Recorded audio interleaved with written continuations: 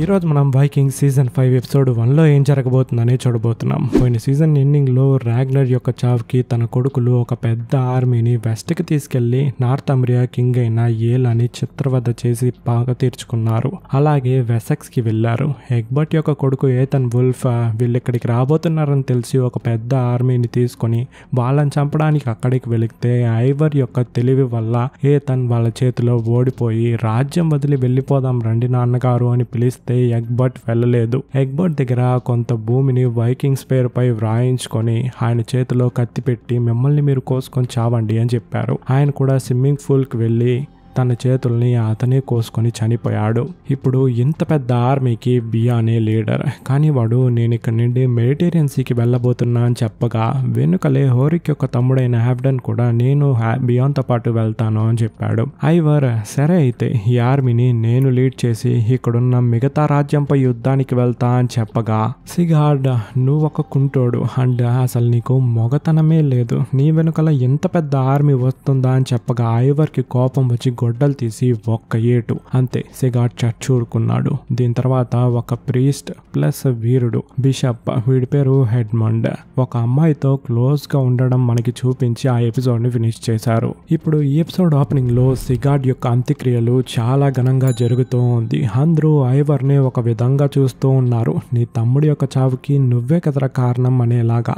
ఐవర్ కంట్లో నుంచి కూడా నీళ్ళు వస్తున్నాయి. యాక్చువల్ గా వీడి కోపాన్ని ఆపుకోలేకుండా గొడ్డల్ని విసిరాడు. సిగార్డ్ చనిపోతాడని వీడు అనుకోలేదు. ఆ అంత్యక్రియలంతా అయిపోయిన తర్వాత అందరూ టెంట్ లో ఉన్నప్పుడు బియాన్ లోపలికి రాగానే ఐవర్ వాడి పక్కన న్యాయాన్ని చెప్తున్నాడు. మీరందరూ నన్ను అలా చూడకండి, నేను కావాలని వాడిని చంపలేదు, వాడు నన్ను అవమానపరిచి అబద్ధాలు చెప్పాడు, అందుకే ఒక కోపంలో గొడ్డల్ని విసిరా, కానీ చనిపోతాడని నేను అనుకోలే. ఎదురుగా విడ్సర్క్ వాడు ఏం అబద్ధం చెప్పాడు, నీకు మొగతనం లేదని చెప్పాడు అంతే కదా. వెంటనే ఐవర్ వెనుకలున్న ఊబేతో కోపంగా ఒకవేళ నిన్ను వాడు మొగతనం లేదని చెప్పుంటే నువ్వేం చేసుంటావు ఊబే అని కొంచెం గ్యాప్ ఇచ్చి నిజంగా నేను వాడిని చంపాలని అనుకోలేదు అని చెప్పి అక్కడి నుండి వెళ్ళిపోయాడు. ఊబే ముందుకు వచ్చి బియాన్తో వీణ్ణి ఆర్మీకి ఇన్ఛార్జ్ గా వదిలి వెళ్ళకు బియాన్ అని చెప్పాడు. అందుకు వాడు అది నా పని కాదు, వాడి యొక్క అన్న నువ్వే కదా, నువ్వే వెళ్ళి వాడికి చెప్పు, నేను ఆల్రెడీ మీకు చెప్పినట్టు నేను మెడిటేరియన్సీకి వెళ్ళబోతున్నా హాఫ్డన్ తో పాటు కలిసి అని చెప్పాడు. హెరాల్డ్ అయితే నువ్వు ఇప్పుడు క్యాటికట్ కి వెళ్ళి దాని తర్వాత మెడిటేరియన్సీకి వెళ్ళడం లేదా, ఇక్కడి నుండే వెళ్ళబోతున్నావా అని అడిగాడు. బియాన్ లేదు నేను క్యాటికట్ కి వెళ్ళడం లేదు అని చెప్పాడు. హెరాల్డ్ సరే అయితే నేను క్యాటికట్ కి వెళ్ళి మనం గెలిచిన విషయాన్ని చెప్తాను అని చెప్పగా బియాన్ నేను మా అమ్మని థోర్విని పిల్లల్ని అడిగానని చెప్పు అని చెప్పాడు. ఈ హెరాల్డ్ గాడు పోయిన సీజన్ ఎండింగ్ లో గిల్ అని ఒకరిని డబ్బులు పదవి ఇస్తాను, మేము ఇక్కడి నుండి వెళ్ళాక క్యాటికట్ ని అటాక్ చేయమని చెప్పుంటాడు కదా, కానీ వాడిని లాగరదా ఓడించి ఈ అటాక్ ని చేయమని చెప్పింది హెరాల్డే అని చెప్పి తెలుసుకునేసింది. ఈ అటాక్ లో థోర్వి చనిపోయిందా లేదా అని మనకు తెలియలే. సో ఇప్పుడు గిల్లే క్యాటికట్ ని పరిపాలిస్తూ ఉంటాడు. మనం అక్కడికి వెళ్ళి దాన్ని తీసుకుందామనే ప్లాన్ తోనే వీడు బియాన్ కన్నా ముందు అక్కడికి వెళ్తున్నాడు. దీని తర్వాత హెరాల్డ్ హాఫ్టన్ తో మనమిద్దరం అన్నాదమ్ముళ్ళం, మన ఇద్దరి ఒకే ఒక కళ ఈ నార్వేకి కింగ్ అవ్వడం, నువ్వెందుకు ఇప్పుడు బియాన్ తో వెళ్తున్నావు అని అడిగాడు. అందుకే హాఫ్టన్ నార్వేకి కింగ్ అవ్వాలన్నది నీ యొక్క కళ బ్రదర్, నేను నార్వే కింగ్ యొక్క తమ్ముడు అవ్వాలని ఎప్పుడు అనుకోలేదు, అయితే నీ యొక్క కళ ఏంటి అని హెరాల్డ్ అడిగాడు.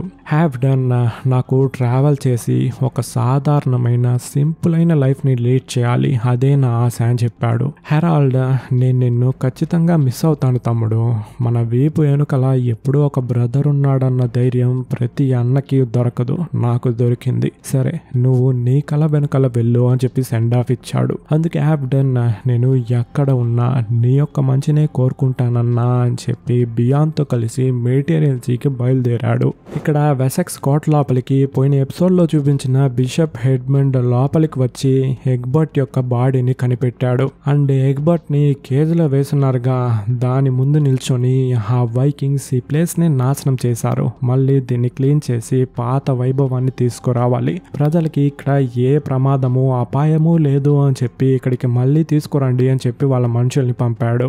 ఇక్కడ వైకింగ్స్ క్యాంప్ లో ఐవర్ ఫ్లోకి చేయించిన రథంలో చాలా వేగంగా ఫ్లోకి ఉన్న ప్లేస్ కి వెళ్ళాడు. అక్కడ ఫ్లోకి ఒక చిన్న బోట్ ని తయారు చేయడం చూసి ఎవరి కోసం ఈ బుడిగ బోట్ ని తయారు చేస్తున్నావు అని అడిగాడు. ఇది బుడిగ బోట్ కి ఏం కాదు ఐవర్, నేను ఒక్కడు మాత్రమే వెళ్ళడానికి నేను తయారు చేసిన బోట్ అని చెప్పాడు. ఐవర్ నువ్వు ఇప్పుడు ఎక్కడికి వెళ్ళబోతున్నావు అని అడిగితే వాడు నేను దేవుళ్ళు ఎక్కడ చెప్తే అక్కడికి వెళ్తాను అని చెప్పాడు. ఆ బోట్ పైన ఒక కాకి ఉంది, అంటే వీడు ఓడిన్నే మీన్ చేస్తున్నాడు.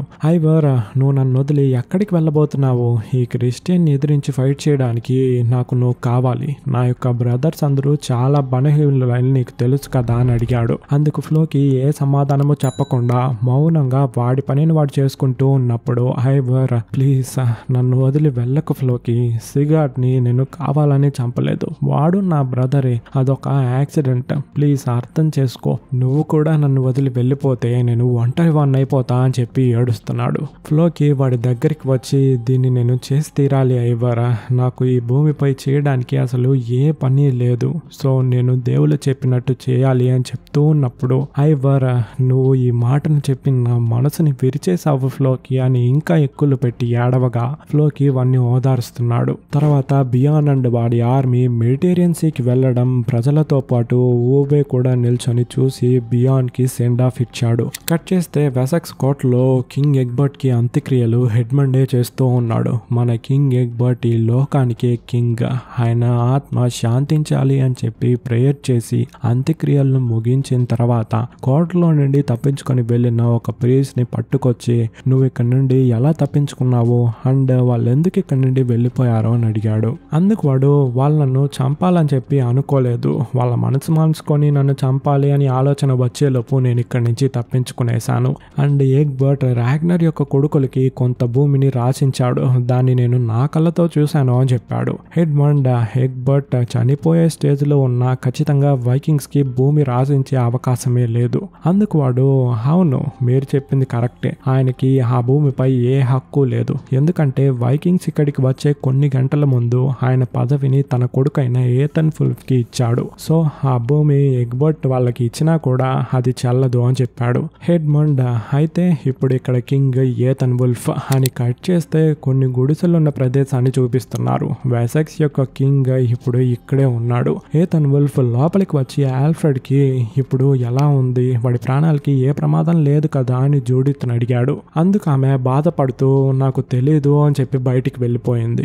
ఏథన్ వుల్ఫ్ కూడా వెనుకలే వచ్చి మనమిద్దరం చేసిన పాపాలకి తప్పులకి జీసస్ వైకింగ్స్ ని ఇక్కడికి పంపించి మనల్ని శిక్షిస్తున్నాడు అని చెప్పాడు. వెంటనే జూడిత్ ఓ అవునా, మనం చేసిన తప్పులకి పాపాలకి నా కొడుకైన ఆల్ఫ్రెడ్ ని ఆ దేవుడు చంపబోతున్నాడు కదా అని చెప్పి చంపక ఒక్కటిచ్చింది. ఏథన్ మనుషులన్నాక అందరం తప్పు చేస్తాము జూడిత్, వాడు కూడా ఏదో ఒక తప్పు చేసి ఉండొచ్చు, దేవుడిని నేను ప్రే చేస్తాను మళ్ళీ మనకి మంచి దారిని చూపించమని అని చెప్పి ఆమెను ఓదారుస్తున్నాడు. ఇక్కడ వైకింగ్స్ క్యాంప్ లో ఫ్లోకి వెళ్ళిపోతున్నాడన్న విషయం తెలుసుకుని ఊబే అండ్ విట్సర్క్ అక్కడికి వచ్చి మాకు చెప్పకుండానే వెళ్ళిపోదాం అనుకున్నావు కదా ఫ్లోకి అని అడగ్గా ఫ్లోకి నేను వెళ్ళిపోతున్నా అన్న విషయాన్ని మీకు చెప్తే మీరు నన్ను ఆపుతారు, ఆ కష్టాన్ని మీకు ఇవ్వకూడదని నేను చెప్పలా, మీరందరూ రాగ్నర్ యొక్క కొడుకులు, నా మనసులో మీకు ఎప్పుడూ ఒక స్థానం ఉంటుంది అని చెప్పి తన బోట్ ని తీసుకుని బయలుదేరాడు. రెండు పక్కల నుండి వైకింగ్స్ నిల్చొని ఫ్లోకి ఫ్లోకి ఫ్లోకి అని చెప్పి అరిచి వాడికి సెండ్ ఆఫ్ ఇస్తున్నారు. దాన్ని చూస్తున్న ఐవర్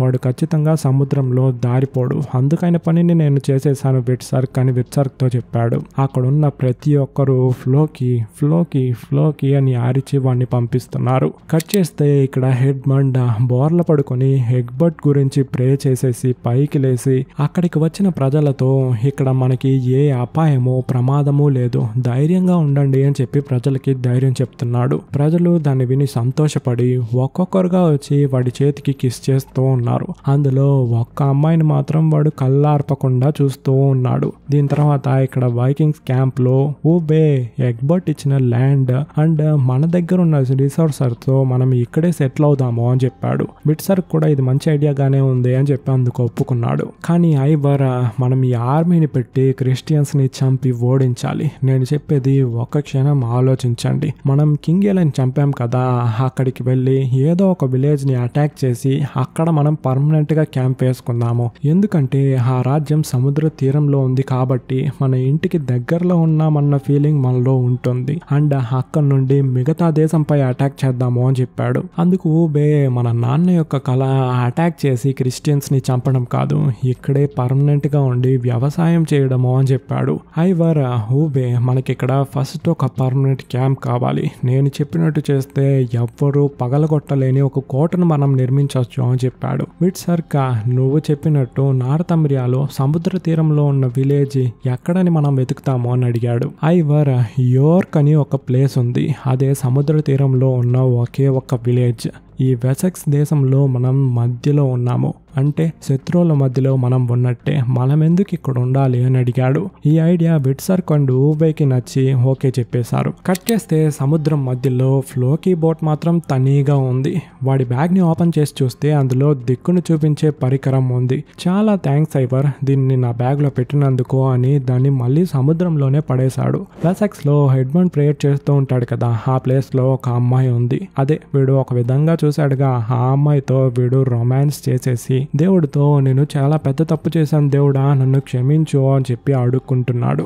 ఐవర్ చెప్పిన యోర్క్ విలేజ్ ని ముగ్గురు దూరం నుండి చూస్తూ ఐవర్ మనం ఇక్కడికి వచ్చింది వాళ్ళకి తెలియలే, సో ఇదే కరెక్ట్ అయిన టైం అటాక్ చేయడానికి అని చెప్పాడు. కట్ చేస్తే ఆ గ్రామంలో నివసించే ఇద్దరు పిల్లలు వేటాడడానికి అడవికి వచ్చినప్పుడు వాళ్ళిద్దరిని పట్టుకొని ఐవర్ నేను ఇప్పుడు మిమ్మల్ని 2 ప్రశ్నలు వేస్తాను, కరెక్ట్ గా సమాధానం చెప్తే మిమ్మల్ని నేను వదిలేస్తాను అని చెప్పాడు. అందుకు ఆ ఇద్దరు పిల్లలు కూడా తలూపారు.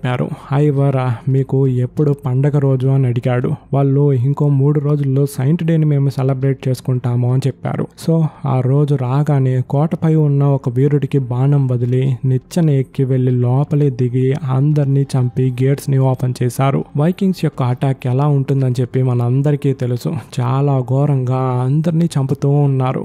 ఒక నన్న వీళ్ళ యొక్క టార్చర్ ని ఖచ్చితంగా మనం తట్టుకోలేము అని చెప్పి ఆమె చేతుల్లో ఆమె కోసుకొని చనిపోయింది. ఒక చిన్న పిల్లోడు తన అమ్మ చనిపోయిందని చెప్పి ఏడుస్తూ ఉన్నాడు, కానీ అక్కడున్న ఒక్క వైకింగ్ కూడా ఆ పిల్లోడిని పట్టించుకోలేదు. ఐవర్ ఒకరిని గుచ్చి వాడి నెత్తిపై వాడి రక్తంతోనే సిలువను గీసి కాగించిన ఇనుముని నోట్లో పోసి గుర్రాన్ని కట్టి తరుముతున్నాడు. ఈ ఐవర్ గాడు దాన్ని సెలబ్రేట్ చేసుకోవడం చూస్తుంటేనే మనకి చాలా భయంగా ఉంది. ఇవన్నీ అయిపోయాక వైకింగ్స్ అందరూ బయట కూర్చో ఉన్నారు. ఐవర్ తన కప్పుని పైకెత్తి మన అందరి బ్రదర్స్ కోసం అని చెప్పాడు. అప్పుడు బే అవును మన అందరి బ్రదర్స్ కోసం అండ్ సిగార్డ్ కోసము అని చెప్పగానే ఐవర్కి కోపం వచ్చి మొరిచి చూస్తున్నాడు. కట్ చేస్తే ఇక్కడ క్యాటిగట్లో థోర్వి చాలా చురుగ్గా ఎవరితోనో ఫైట్ చేస్తూ ఉంది. అది ఇంకెవరు కాదండి, థోర్వి యొక్క కొడుకే, వాడికి ప్రాక్టీస్ ఇస్తూ ఉంది. అదన్నీ అయిపోయిన తర్వాత మీ నాన్న ఒక గ్రేట్ వారియర్, ఆయన్ని నువ్వు ఎప్పుడూ గర్వంగా చెప్పుకుంటూ ఉండాలి అని చెప్పింది. అందుకు వాడు మా నాన్న బియాన్ ఎప్పటికీ ఒక మంచి వీరుడే కదా అని చెప్పగా థోర్వి నేను నీ యొక్క నిజమైన నాన్న ఎల్బాక్ నే చెప్తున్నాను, అతను ఒక మంచి వీరుడు, రాగ్నర్ అతన్ని చంపుండొచ్చు, వాడితో పాటే వాడి పక్కనే ఉన్నాను కాబట్టి వాడొక మంచి వీరుడని నాకు తెలుసు అని మాట్లాడుతూ ఉన్నప్పుడు క్యాటిగట్ లోపలికి కొన్ని షిప్స్ రావడం చూసి దీన్ని తొందరగా లాగ్రతాతో చెప్పాలి అని చెప్పి అక్కడి నుంచి వెళ్ళిపోయింది. అక్కడికి వచ్చింది హోరిక్ గాడే నేరుగా మీటింగ్ హాల్ కి వెళ్తూ ఉన్నాడు. అక్కడున్న ప్రజలందరూ వాడిని మొరిచి చూస్తూ వాడికి సరిగ్గా దారి కూడా ఇవ్వడం లేదు. అక్కడికి వచ్చి చూస్తే లాగ్రతా సింహాసనంలో కూర్చోంది. వాడు షాక్ అవ్వకుండా ఆమెతో నేను మీకు ఒక న్యూస్ తీసుకొచ్చాను మహారాణి, మీ కొడుకు తీసుకెళ్లిన పెద్ద ఆర్మీతో కింగ్ ఏలాని ఎగ్బర్ట్ ని చంపి రాగ్నర్ చావుకి మేము పగ తీర్చుకున్నాము. కింగ్ ఎగ్బర్ట్ చావక ముందు వాడి దగ్గర కొన్ని భూముల్ని వ్రాయించి తీసుకున్నాము అని చెప్పాడు. లాగ్రతా ఇంత సంతోషమైన విషయాన్ని నా కొడుకే స్వయంగా వచ్చి ఎందుకు ఇక్కడ చెప్పలేదు, నా కొడుకు బియాన్ ఏమన్నా చనిపోయాడా అని అడిగింది. అందుకు హోరిక్ రాగ్నర్ యొక్క కొడుకులలో సిగార్డ్ మాత్రమే చచ్చాడు, అది కూడా వాళ్ళ బ్రదర్ అయిన ఐవరే వాడిని చంపాడు అని చెప్పాడు. దాన్ని విన్న అక్కడున్న ప్రజలకి షాకు, మాట్లాడుకుంటూ ఉన్నారు. లాగ్రతా సింహాసనం నుండి లేచి వాడి దగ్గరికి వచ్చి నేను మళ్ళీ నిన్ను అడుగుతున్నాను, నా కొడుకు ఎందుకు నీతో పాటు రాలేదు అని అడిగింది. అందుకు హోరిక్ మీ కొడుకైన బియాను నా తమ్ముడైన హ్యాప్డన్ కలిసి మెడిటేరియన్ సీని చూడడానికి వెళ్లారు, ఈ న్యూస్ ని మీకు వాడి వైఫ్ అయిన థోర్వికి చెప్పమని చెప్పి చెప్పి నన్ను పంపించాడు అని చెప్పాడు. లేకదా ఈ న్యూస్ ని నీ వీరుల్లో ఎవరో ఒకరు వచ్చి చెప్పుండొచ్చు, నువ్వు నీ దేశానికి వెళ్ళుండొచ్చు, ఎందుకు నువ్వే స్వయంగా ఇక్కడికి వచ్చావు అని అడిగింది. అందుకు హోరిక్ మీ కొడుకు అట్నుంచి అట్టే మెడిటేరియన్సీకి వెళ్తానని చెప్పాడు, సో ఇది ఇంపార్టెంట్ అయిన న్యూస్ కాబట్టి నేనే స్వయంగా వచ్చి చెప్పాను అని చెప్పాడు. లేకదా ఓ అవునా, నేను కూడా నీ విశ్వాసైన గిల్ నన్ను ఓడించి సింహాసనంలో కూర్చోంటాడు, దాన్ని చూడడానికి నువ్వు వచ్చావేమో అనుకున్నాను అని చెప్పింది. యాస్ట్రిడ్ కత్తిని తీసి హోరిక్ యొక్క గొంతుపై పెట్టింది. హోరిక్ వాడి దగ్గరున్న కత్తిని తీసి బయటపడేసి నేను చావని సంతోషంగా స్వీకరిస్తాను, కమాన్ చంపు చంపు అని చెప్పి గట్టిగా అరిచాడు. కానీ లాగ్రదా నిన్ను అంత త్వరగా చావనివ్వనరా అన్నట్టు ఒక లుక్ ఇవ్వడంతో ఈ ఎపిసోడ్ని ఫినిష్ చేశారు. రేపటి నుంచి వైకింగ్స్ ఎపిసోడ్స్ డైలీ అప్లోడ్ అవుతాయి friends. House of the dragons ఇంకా ఒకే ఒక ఎపిసోడ్ మాత్రమే ఉంది, ఆ రోజు తప్ప మిగతా రోజుల్లో వైకింగ్స్ వస్తాయి. సో ఈ వీడియోకి రాబోయే ఆ వీడియోస్ అన్నిటికీ లైక్ కొడతారని చెప్పి ఊహిస్తూ మీరు చేసే లైక్స్కి లాట్స్ ఆఫ్ లవ్ ఫ్రెండ్స్. నేను కథ చెప్పిన విధానం నచ్చుంటే కమెంట్ చేయండి, కమెంట్ చేసే వాళ్ళకు కూడా లాట్స్ ఆఫ్ లవ్. టాటా.